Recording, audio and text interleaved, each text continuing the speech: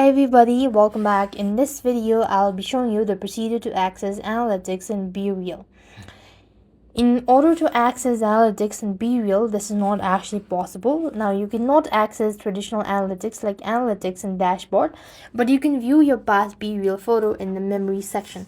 To do this, you just want to go to your profile from the list. And as you go to the profile, you will then be able to find the section where it says view my memory, right? You just want to go ahead and tap on the memory icon to access your past.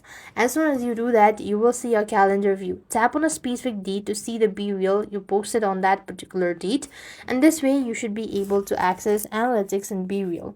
Now, this is an alternative way. However, there is no such direct way you could view the analytics, unlike any other applications such as YouTube and other applications or social media platform. So this is the only way you can access by going to the memory section and access analytics in BeReal. So I hope the video was helpful. Make sure to like, share, and subscribe. Thank you for watching. See you in the next video.